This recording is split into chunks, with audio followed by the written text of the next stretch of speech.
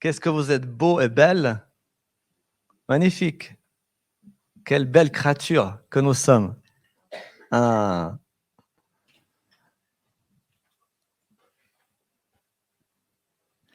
Aujourd'hui, j'ai envie de vous partager sur l'obéissance. Comment obéir à Dieu? Parce que vous savez, Dieu, il a une autre façon de s'exprimer. Comme j'ai dit tout à l'heure, Dieu est un Dieu qui se cache pour nous laisser la liberté de choisir le bien ou le mal. Parce que Dieu a dit, j'ai mis devant toi le bien et le mal, choisis le bien. Mais parfois, on est influencé. On veut bien choisir le bien, mais on est influencé. Alors, moi, je vais vous raconter une histoire. J'aime bien raconter des histoires. Il y a quelques années en arrière, après la guerre du Kosovo, on est descendu avec ma femme et mes enfants pour voir ma famille au pays. Et puis, je voyais mes parents vivaient dans une montagne, donc ils avaient besoin d'une voiture. Et puis, j'ai discuté avec mon épouse et je me suis dit, ça serait bien qu'on leur achète une voiture. Et OK, on s'était mis d'accord, on achète une voiture pour mes parents. Puis ben, on va là-bas, il n'y a pas de garage à l'époque. Maintenant, il y a des garages, mais à l'époque, il n'y avait pas. C'était le marché des voitures. C'est comme le marché des habits, le marché des vaches, le marché de tout ce qu'on veut. Le marché des voitures. Alors, il fallait aller au marché des voitures. Après, ben voilà, moi j'ai prié. Dis Seigneur, je veux vraiment aller vers une personne honnête. Puis OK. Après, on a fait le tour de toutes les voitures. Tout d'un coup, j'ai entendu le Seigneur me dire, ça, cet homme est honnête. Tu peux acheter la voiture sans problème. Et puis voilà. Je dis, OK, j'achète votre voiture. J'ai même pas discuté. On n'a même pas discuté avec lui. Tac, tac, tiens, achète votre voiture. Mais quand j'ai acheté la voiture, mes cousins et ma famille n'ont pas arrêté de me dire, tu t'es arnaqué, tu t'es fait arnaquer. Puis moi, j'ai pris panique. Je dis, tiens, je me suis arnaqué. Oui, parce que toutes les voitures actuelles qui sont vendues au marché sont des voitures volées à l'étranger. Oh, magnifique. J'ai pris panique. J'ai eu peur. J'ai dit. Et puis, en plus, j'avais un beau-frère policier. Et lui m'a dit, mais t'es grave, toi. Tu dois d'abord m'appeler, moi, pour qu'on regarde ensemble. Il faut qu'on contrôle la voiture. Tu ne peux pas acheter une voiture comme ça. Et j'ai commencé à paniquer. Et après, on est parti avec cette voiture d'un bureau à un autre, d'un bureau à un autre, après dans un autre bureau. Ils disaient qu'ils ne savaient pas, ils ne trouvaient pas. Est-ce que pour eux, c'était bon? Alors, en faisant des voyages à gauche, à droite, tout d'un coup, on a cassé la voiture. Et la voiture était cassée. Super. Et ma femme était fâchée. Super. Vous voyez? Et puis la voiture, à la fin, la voiture était en nickel. Nickel. On l'a regardé dans tous les bureaux qui existent. Et la voiture était en ordre. Mais on l'a cassée. Pourquoi? Parce que j'ai désobéi à Dieu. Et j'ai commencé à obéir à qui? À mes cousins et à ma famille, à mes histoires. OK? Et après, j'étais dans le pétrin parce que j'avais acheté une voiture cassée. C'est génial, hein? Vous achetez une voiture neuve, c'est bien. Mais une voiture cassée, qui voudrait acheter une voiture cassée? J'étais malheureux pour la personne parce que Dieu m'avait dit, c'est une personne honnête, tu peux y aller. Et il était honnête, vraiment, très honnête. J'ai pris l'argent, on a pris l'argent, on lui a donné l'argent, fini. On ne va plus rien savoir. Mais la voiture était en ordre. Vous voyez? Quand on obéit à Dieu, si j'avais obéi à Dieu, pas à tous ces hommes, j'aurais laissé tomber tout ce qu'ils m'auraient dit. Mais moi, je m'en fiche, je ne veux rien savoir. Ce que vous dites, peu importe, on met les plaques, c'est fini, on n'en parle plus. Et c'était bon. Mais quand on obéit aux hommes, et pas à Dieu des fois, c'est un gros problème. Et j'ai regardé un peu sur Internet, qu'est-ce que ça veut dire obéir? Parce que obéir, des fois, on a tendance à croire que c'est quelque chose de grave. Le verbe obéir peut se définir de différentes manières. Obéir peut signifier se soumettre à une demande, une règle ou un ordre donné. Être soumis à l'autorité. Dieu, c'est notre autorité. Se laisser gouverner, se laisser guider, se laisser accepter que Dieu te demande quelque chose. Parce que quand Dieu te demande quelque chose, C'est pour ton bien. Il ne va jamais te demander quelque chose qui est pour ton mal. Et vous savez quoi? Si Dieu vous a demandé quelque chose et cette chose n'est jamais arrivée, ce n'était pas Dieu. Parce que Dieu réussit tout. Dieu réussit tout. Si Dieu a dit quelque chose, la chose arrive. Parce que Dieu ne rate jamais rien. C'est un Dieu qui réussit tout. D'accord? Il a promis à son Fils Jésus-Christ qu'il serait ressuscité 3e jour. Et qu'est-ce qui s'est passé? Il s'est ressuscité au 3e jour. Amen. Dieu est un Dieu qui réussit toujours. Mais il nous a donné un manuel qui s'appelle la Bible. Et dans cette manuel, c'est écrit dans Josué 1, verset 8, que ce livre de la loi ne s'éloigne pas de toi. Médite-le jour et nuit pour agir avec fidélité, conformément à tout ce qui est écrit, car c'est alors que tu auras du succès dans tes entreprises, c'est alors que tu réussiras. On veut tous réussir, non? Moi, je veux réussir. Je veux pas, je veux réussir. Je veux pas avoir un échec. C'est pas un plaisir d'être un échec. Vous savez, quand vous avez échec, moi, je joue avec un cousin, on jouait aux échecs jusqu'à 2h ou 3h du matin. Chaque fois que je perds, et quand il me disait échec et maths, je devenais fou. J'ai dit, on va faire une encore. Je veux te battre.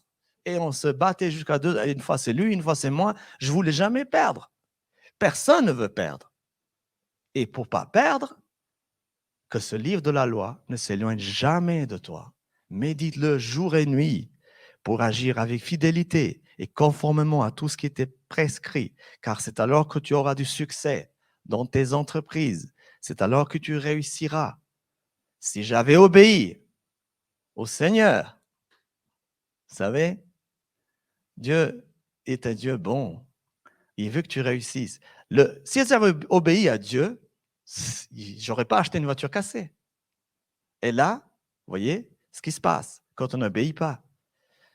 Ça n'arrive pas qu'à vous, à moi aussi, ça m'arrive tout le temps, des fois, d'écouter les hommes. Et là, Deutéronome 28, verset 1, si tu obéis à l'Éternel, ton Dieu, en respectant et en mettant en pratique tous ces commandements que je te prescris aujourd'hui, l'Éternel, ton Dieu, te donnera la supériorité excusez-moi, sur toutes les nations de la terre. Waouh! Donc, si on obéit à l'Éternel, il nous donnera la supériorité de toutes les nations de la terre. Waouh! C'est magnifique, n'est-ce pas? Moi, je dis, mais comment faire pour obéir à la voix de l'Éternel? Je ne veux pas rater cette coche. Je veux lui obéir parce que qu'est-ce qui se passe? J'ai une supériorité. Je suis supérieur, pas pour écraser, mais pour aimer. OK? Parce que les gens pensent qu'être supérieur, c'est pour écraser. Non, être supérieur, c'est pour aimer, pour pouvoir bénir. Vous savez, moi, je ne veux pas être riche que pour moi. Hein.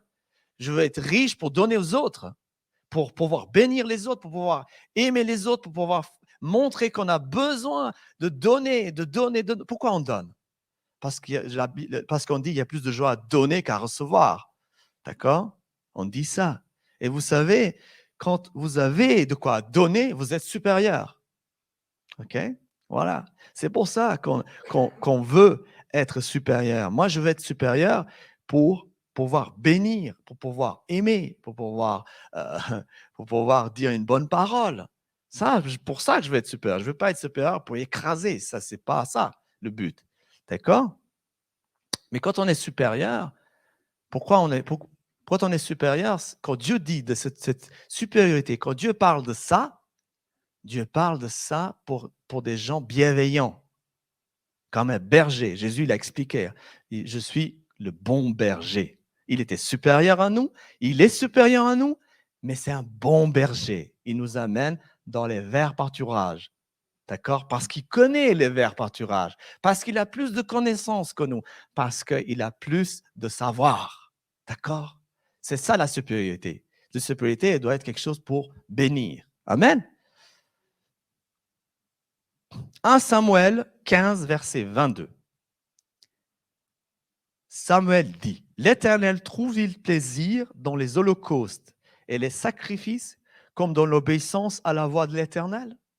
Est-ce que faire des sacrifices, se lever tôt le matin, prier, faire ci, faire ça, c'est important? Oui, c'est important, mais est-ce que c'est plus important ça qu'obéir?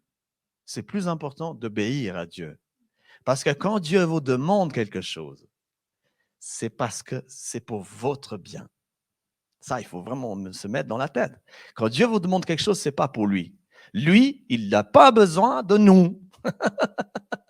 Lui pourrait créer des êtres parfaits qui n'ont jamais existé parce que c'est un créateur. Il n'y a rien qui empêche Dieu de faire quoi que ce soit. D'accord? Est-ce que Dieu, il se dit, ce bout de terre, là, tout petit bout de terre, hein, vous avez vu l'univers, la grandeur de l'univers, ce bout de terre ici, je ne peux pas le détruire en 3 secondes. Mais Dieu peut tout faire. Il n'y a rien qui peut empêcher Dieu de faire. Mais Dieu est tellement amour et bonté, et tellement il aime la liberté de l'homme, qu'il a laissé libre à l'homme. Et il te laisse libre de choisir. D'accord? Donc, est-ce que c'est bien de prier? Oui. C'est bien de faire ça? Oui. C'est bien de donner de l'argent aux pauvres? Oui, tout ça, c'est des bonnes choses. Mais la chose la plus importante pour vous-même, pour votre cœur, pour vous-même, pour votre vie, c'est obéir à Dieu. Parce que quand vous obéissez à Dieu, ce n'est pas parce que vous faites plaisir à Dieu, parce que Dieu, il a du plaisir tout seul. Dieu n'a pas besoin de nous pour avoir du plaisir. Dieu est un Dieu qui se fait du bien lui-même. Il est satisfait, entièrement satisfait. D'accord? Il est entièrement satisfait. Dieu ne se lève pas le matin en disant « Oh, aujourd'hui je suis triste », mais Dieu est un Dieu tellement rempli.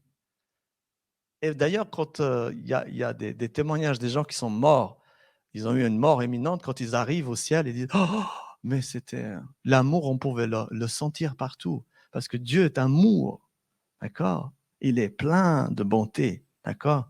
Et qu'est-ce qu'il veut? Il veut qu'on obéisse. Pourquoi? Parce qu'il veut nous faire du bien.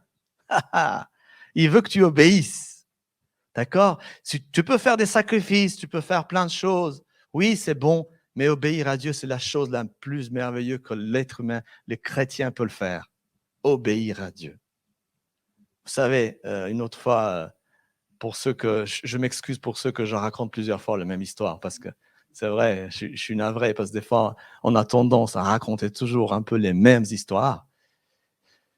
Une fois, je suis parti en scooter, j'ai entendu Dieu me dire « Tu vas oublier ta clé à l'intérieur de la selle ». Puis j'ai rigolé, j'ai dit « Mais non, je ne vais pas faire ça ». Effectivement, j'ai été faire mes commissions. Heureusement que je n'étais pas trop loin, donc puis je sors, j'ai plus mes clés. Je cherche mes clés, je cherche partout. Plus. Et puis j'ai dû venir à la maison prendre l'autre paire des clés. Quand je suis retourné à la maison, j'ai pris l'autre clé, je suis rentré, j'ai été voir le scooter, j'ouvre, les clés étaient dedans. Vous voyez, Dieu, il réussit tout. S'il t'a dit ça, tu vas faire ça, Sokol. Oui. Mais non, je ne vais pas faire. Si, tu vas le faire. Dieu réussit tout. Il réussit tout, Dieu. Si Dieu maintenant décide que tout le monde se genoue à terre, tout le monde se genoue à terre. Tout le monde. Vieux et jeunes, tout le monde, même les animaux. Et Jésus, quand il est arrivé à Jérusalem, les gens commencent à lui dire « Dis à tes disciples d'arrêter de faire du bruit ». Il a dit « Si je dis à mes disciples d'arrêter de faire du bruit, mes cailloux vont commencer à crier. » D'accord? Dieu est un Dieu puissant, on ne se rend pas compte. OK? Dans Luc 9, 23, « Si quelqu'un veut être mon disciple, qu'il renonce à lui-même et qu'il se charge chaque jour de sa croix et qu'il me suive. » Je mâche mes mots. Qu'il me suive. Est-ce que parce que Jésus veut qu'on le suive et puis Jésus sera heureux? Bien sûr qu'il est content quand nous on est bien. Parce qu'il veut notre bonheur. Il veut ton bonheur. Vous savez, un père, moi je suis un père. Je suis père, j'ai 2 enfants. Quand je vois que mes enfants m'obéissent, je suis content. Pourquoi? Parce que quand ils m'obéissent, je pense, moi, aussi, je ne suis pas aussi bon que Dieu, mais je pense quand ils m'obéissent, je pense qu'ils ont fait le bon choix. Mais nous, on est des humains limités. D'accord? On est des humains limités, bien sûr. Nous, les parents, on aimerait que les enfants fassent ça, mais c'est pas tout à fait peut-être ça, hein? Si quelqu'un veut être mon disciple, qu'il renonce à lui-même, qu'il se charge chaque jour de sa croix et qu'il me suive. C'est quoi se charger de sa croix? Parce qu'obéir, ça nous coûte. Parce qu'obéir, ça coûte. J'aurais dû commencer à dire à tous mes cousins, ma famille, mon père, ma mère, dire taisez-vous, je veux rien savoir. Je veux rien savoir, j'obéis à Dieu. Point terminé. Et puis bah là, ils étaient fâchés, ils ont été fâchés. Ouais, mais tu fais qu'à ta tête, après tu as des problèmes, etc., etc. Mais Dieu t'a dit ça. Ça, c'est une croix pour moi. C'était une croix pour moi. Pourquoi? Parce que j'aime ces gens et je voulais pas leur faire de la peine. Et ils étaient là en train de m'aider, hein. D'accord? Je pouvais pas dire à mon beau-frère qui était policier, dire ouais, arrête, tu sais rien du tout, laisse tomber, c'est bon. Je pouvais pas lui dire ça. C'est difficile. Qui se charge de sa croix. Vous savez, quand vous voulez obéir à Dieu, ça vous coûte. Ça vous coûte. C'est pas gratuit. C'est une croix. Parce que vous devez dire non à beaucoup de choses. À la famille. Des fois, vous devez dire non à la famille. D'accord? Moi, une fois, à l'église, il y avait Gwen Shaw, pour ceux qui ont connu Gwen Shaw, qui devait venir ici. Et puis en ce moment-là, je devais aller voir mes parents. Et j'ai dû annuler parce que Dieu m'a dit, tu annules. J'étais obligé d'annuler. Pas le choix. Et un jour, je devais aller voir mes parents, puis j'avais dit oui. Et puis, le Seigneur m'avait dit non, tu vas pas. Je lui ai dit, bah, écoutez mes parents, non, je viens pas. Mais pourquoi tu viens pas? Je ne viens pas. Il fallait que je trouve une excuse. Dieu m'a dit que. Oh, dis donc, notre fils, il se prend pour. Hein? D'accord. Et j'ai dû leur dire non à plusieurs fois. Parce que Dieu m'a dit non, tu ne vas pas. Cette fois, tu ne vas pas. Non, tu fais pas ça. Un jour, je ne sais pas, vous connaissez l'histoire de La Fontaine, pour ceux qui connaissent, que les ouvriers avaient voulaient voler La Fontaine. Vous connaissez cette histoire? Alors, Dieu m'a dit, toi, tu ne voleras pas. Je dis, OK. Et les pauvres, ils ont souffert pour le mettre La Fontaine tout seul sur la camionnette. C'était lourd. Et ils m'avaient pris, moi, pour les aider. Donc, ils l'ont mis tout seul. Moi, j'ai dit, je ne vous aide pas. Vous voyez, obéir à Dieu, c'est important. Ça nous coûte. Parce qu'avec ceux-là, ils me détestent, ces gens. Ceux-là, ils me détestent. Vous voyez? Quand vous obéissez à Dieu, il y a des gens qui vous détesteront. Ils vous détesteront. Mais vous devez obéir à Dieu. Amen. Romains 8, 14. En effet, tous ceux qui sont conduits par l'Esprit de Dieu sont fils, et j'ajoute moi, filles de Dieu. Tous ceux qui sont conduits par l'Esprit de Dieu sont fils et filles de Dieu. Nous sommes conduits par l'Esprit de Dieu.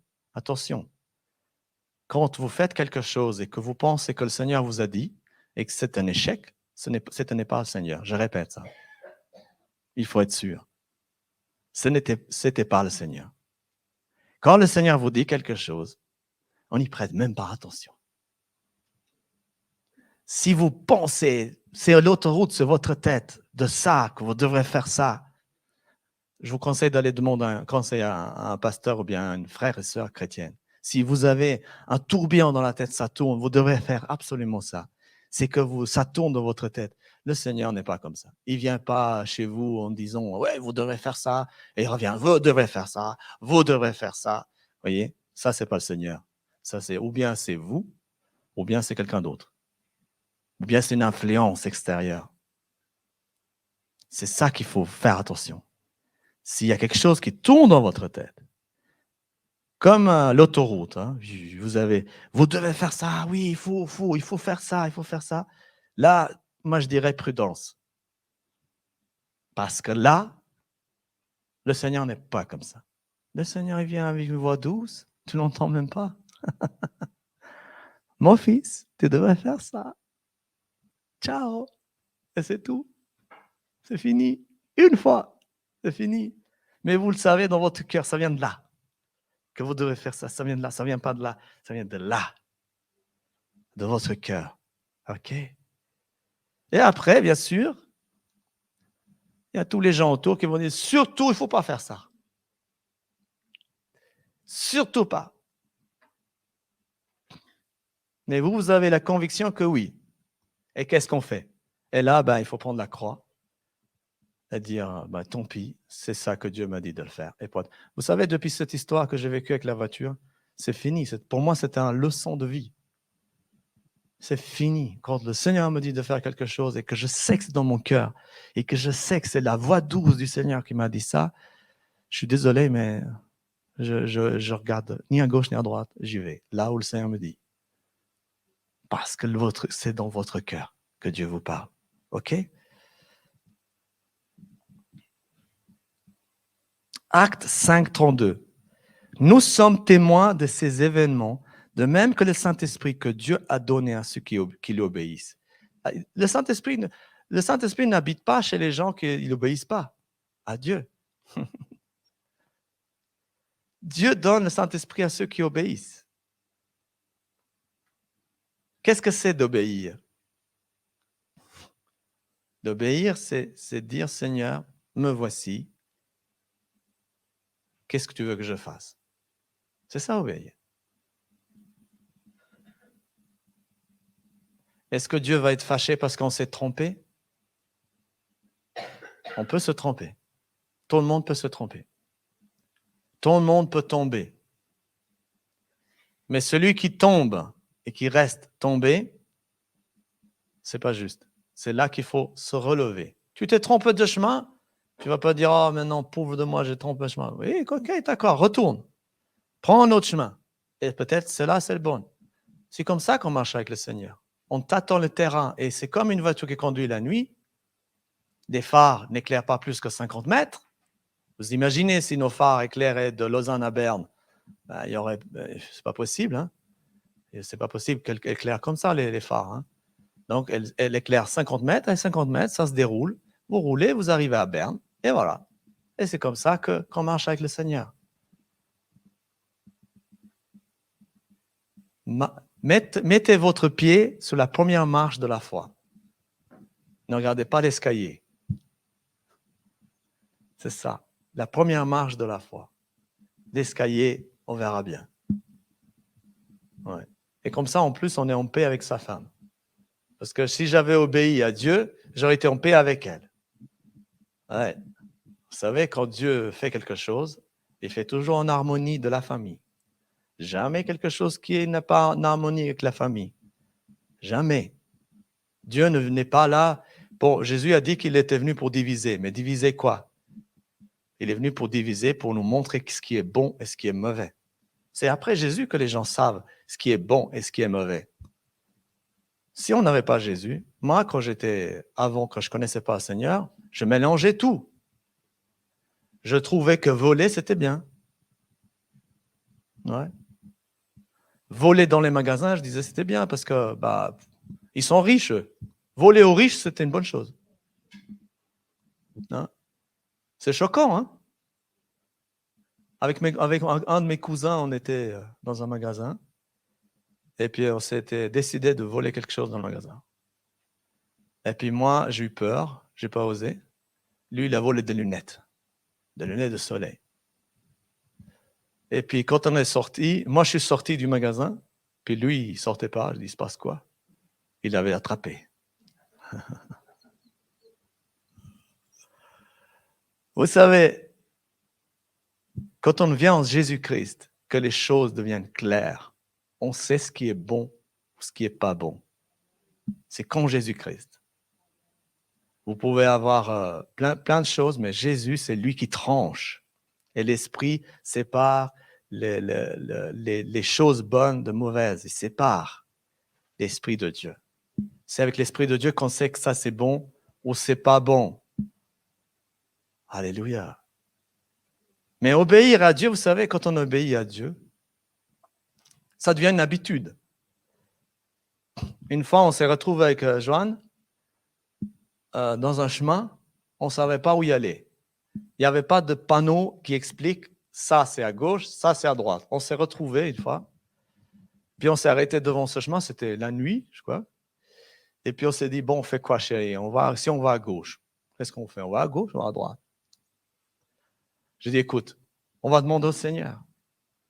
Puis elle, après, elle rigole des fois. Elle dit, ouais, tu vas demander au Seigneur. Tu vas demander au Seigneur, ok? Je dis, on va demander au Seigneur. Qu'est-ce qu'il en pense, lui? Allez-y à droite. Allez-y à droite. Et c'était le bon chemin. Et une autre fois, on s'est trouvé dans une ville, on cherchait un bureau. Il nous avait dit que ce bureau était de l'autre côté de la ville. Puis nous, j'ai dit à Joanne, il faut qu'on court parce que prendre le bus, il va faire le tour. C'est impossible d'y aller. Je dis, on traverse comme ça et on arrive directement dans ce bureau. Puis j'ai dit, mais non, mais on ne va pas faire ça. On s'est arrêté. Je dis, chérie, on s'arrête. On va prier. Il dit, mais attends, il nous reste 10 minutes. Hein. C'est fermé le bureau. Tu fais le hyper spirituel. On a prié. Le Seigneur me dit, bah, tu vois, le bureau est juste derrière toi. Et je dis, chérie, le Seigneur me dit que le bureau est juste là.